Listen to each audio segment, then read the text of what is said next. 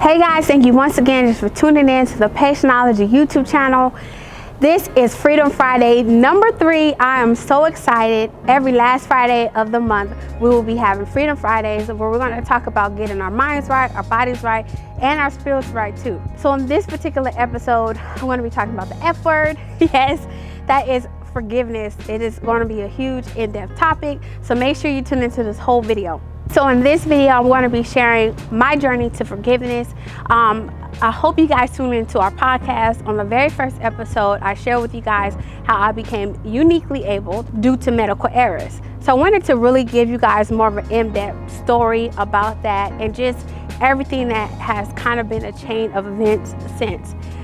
So for those of you who don't know, at the age of 13, I had a basketball injury that was not treated properly. They literally put me into this like straight leg brace that froze my leg into place. They gave me opioids at the age of 13, which of course no one should ever have, especially that young. Took a lot of research, but they know that now. So I was in this brace for a long time. It froze my leg into place. A few years after that, I was told that I needed to go ahead and get ACL surgery. I didn't want to do it. My mom was like, you know what, you're having problems and all these things, so just go ahead and do it. At the time, I was just so excited. I knew a few people that were doing like LA Marathon, so I was just like training, like, oh, let me get my miles up, let me run and, do all this stuff, because I wanted to start, with the half marathon, and then eventually one day, like my big goal was to run the LA Marathon. So I go ahead and I get the first surgery, and I come out of the surgery and I just knew it wasn't right. Like my knee didn't feel right, it didn't look right. And I was just kind of just in this like weird headspace, I guess you can say. I'm not even gonna say weird headspace, I'm just call it like it is. I was becoming like more and more depressed because I was like, okay, what just happened to me? I didn't understand the trauma of surgery or anything like that at the time. So I had this first surgery. I'm in my senior year of high school. I'm missing out on my friends. I'm going to therapy. I'm just becoming more and more like withdrawn with everything. And so going to all these therapies about 4 to 5 days out of the week, I still was not progressing. My knee was just like locked into place. Every time I was seeing the doctor was like, you know what, you need to do more. You have to make your leg bend, and you're not trying, and this and that. And I'm telling the lady, like, I'm trying, I'm doing everything I can. It just won't go. I don't know what more you want me to do. It's not working, it's not functioning. You need to figure it out. So I'm telling her that. My mom is trying to tell her that. She just was not listening. She thought she knew it all. So about 5 or 6 weeks later, on Christmas Day, mentally I was like, okay, look, I'm ready. I'm ready to go back to school. I'm ready to get my life back. Let me do whatever I can, because at that point I could not walk up and down the stairs. I was kind of like hopping on one leg. So I decided that that day was going to be the day. We was going to figure it out. I was going to walk down the stairs. I was going to make my knee bend, and we were going to work it out. So I was ready to just get back to my life. I tried it. About the last 3 steps, I was like, okay, we're going to do this. We're going to do it.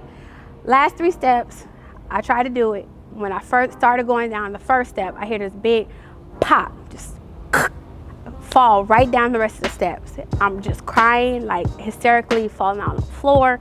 Don't know what's going on. My mom takes me to urgent care.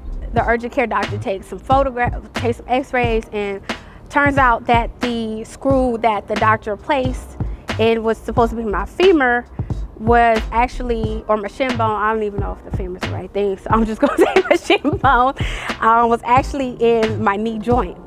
So they put me back in a straight brace. I couldn't go anywhere, I couldn't do anything. The doctor was like, don't speak to anybody, just go back to the doctor. So I was like, I told my mom, like, nah, like F her. She wasn't listening to me, like I ain't trying to go back, blah, blah, blah. So I tried to not go back to the doctor. We called about 10 different other doctors. No one wanted to see me. Everyone refused to see me. I'm assuming out of fear of some type of malpractice suit or whatever it was. They just kept saying, go back to the doctor. It was still about another 2-3 weeks later, after the doctor came back in town, that she was actually able to see me. So this whole time I'm just literally stuck in the house, stuck in bed, can't do anything. I go ahead and I get the second surgery to remove the screw with the same doctor. After I wake up in the recovery room, the doctor tells me like, oh, so we removed that old screw, we gave you a new, ACL, we replaced the other one, the other grab, blah, blah, blah. And instead of one screw, now we put in 2 screws. I was like, okay, like what is it supposed to do, okay? After the swelling and stuff went down, I started to feel like, you know, those screws were like protruding and like rubbing under my skin. So I kept trying to go to different doctors, and no one was actually taking my case, like whatsoever. No one would see me. It was about 5 years later that I actually found a doctor who was willing to remove those screws that were rubbing underneath my skin. For the past 5 years, I could not bend my knee, like past like sitting position. It just was very uncomfortable, very painful. So anyway, I told you the story to just share this. After I had that surgery and my life just turned upside down, like I said, I was preparing for a marathon. I thought that I was a young adult. I was like, okay, you know, my life is on the up and up. I'm about to graduate high school. All this stuff is going to work out for me, blah, blah, blah. And then boom, this happens, life altering. And everything that happened in my life after that, I blamed on the fact that the doctor caused me to be disabled. I will blame my attitude. I will blame the fact that it was hard for me to find a job. I will blame a lot of things on the fact that now I'm disabled. And I would tell people like, you don't understand. I wasn't born this way. How am I supposed to figure it out? You know, blah, blah, blah, blah, blah. And I just couldn't let go of that doctor. I couldn't let go of her not acknowledging that she caused me great pain. I couldn't let go of her not apologizing for what she did to me. I couldn't let go of my past. I couldn't let go of that old me. So when I talk about forgiveness and my journey to forgiveness, I mean it's a journey. I was 17 when I had the surgery. 3 years ago, like I shared with you guys about my mom's heart attack, after we got back to LA and she had some follow-up appointments with her cardiologist, it turns out that her doctor was in the same building as my old orthopedic surgeon who performed the surgery. And now at this point in my life, I just kept thinking like, I'm over it. I'm moved on. I'm married now. I got kids. You know, I'm thinking that, you know, my life is just over that fact that I didn't no longer need an apology, that I didn't no longer need acknowledgement.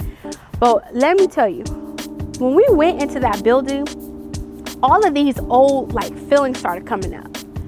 I wanted to just G up and just go run into that office and tell people like, hey, don't let this doctor touch you. You know, because in my mind, I'm like, all these things, all these obstacles I had to go through, and this lady's life has not been changed. She's still performing medicine. She still, you know, has a job. I'm up here struggling. I can't get accommodations at work. You know, all of these different things. So I just wanted to go in there and just get some kind of reckoning with her. Like that was my mind.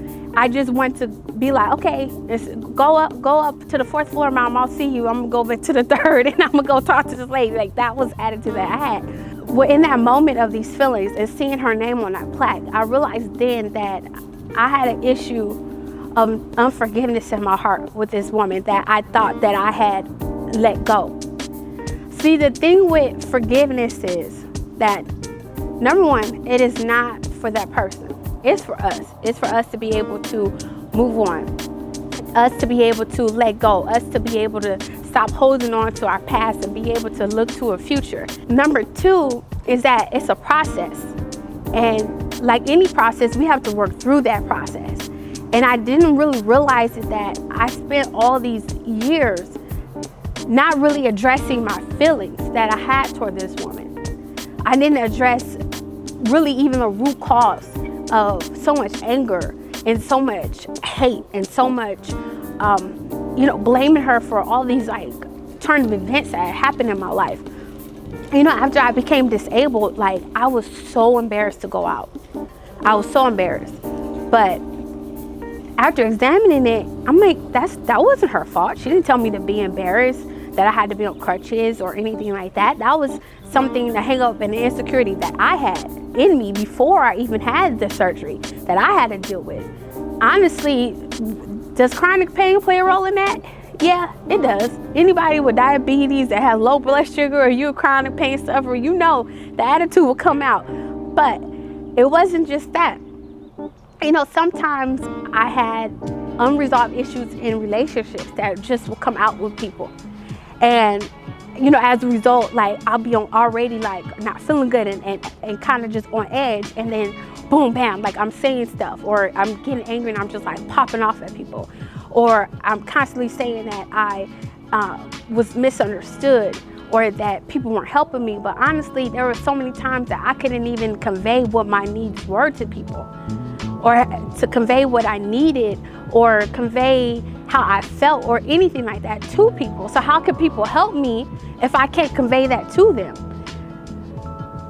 So no, in that very moment that I saw her name on the plaque, I didn't realize all these things, but it did make me have to go back home and do some work. Like actually do the work, not just, you know, get fit or eat right, or, you know, get to this perfect peak or however peak of performance that I could actually get with, you know, the things that are going on with my body. But I actually had to go back and evaluate layer by layer just everything that I was feeling at the time, why I was carrying it even all these years later. And like I said, forgiveness is definitely a journey. Forgiveness is a process. And sometimes we can let go of a little bit of something here, but we hold on to something over there. And it just kind of comes out maybe in a relationship or at a job interview or whatever the case may be. But I wanted to share with you guys this story because, don't get me wrong, what happened to me was painful. It was a lot that I had to go through emotionally and physically. And did I handle it the best throughout my journey? Heck no, I did not. You know, like I said, a lot of people don't experience that.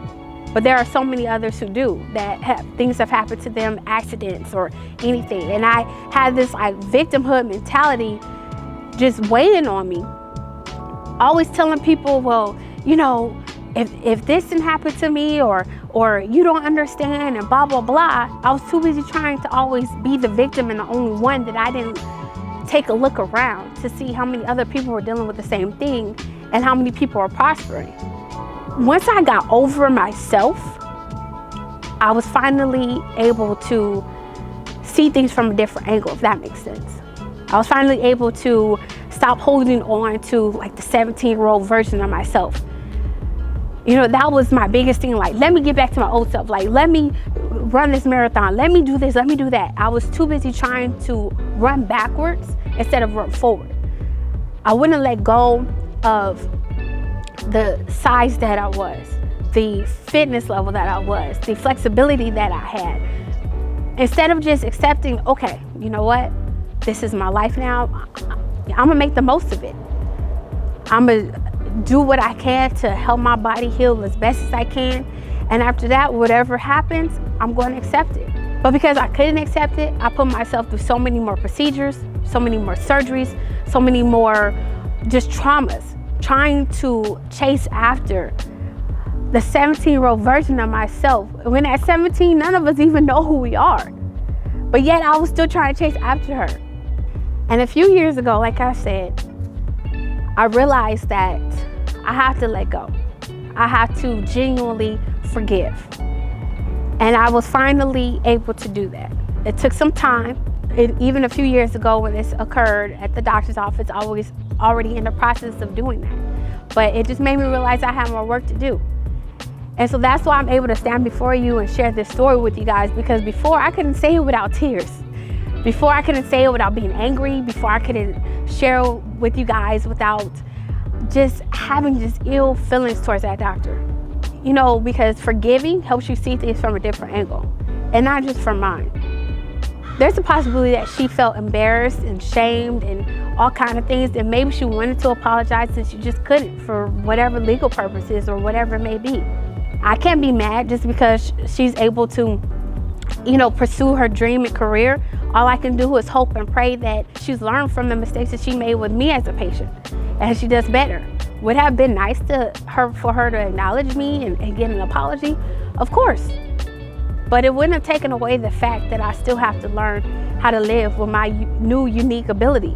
I still have to learn how to adjust to whatever and adapt to different situations in order to make life work for me. So you guys, thank you just once again for allowing me to share a part of me, allowing me to share this story with you guys.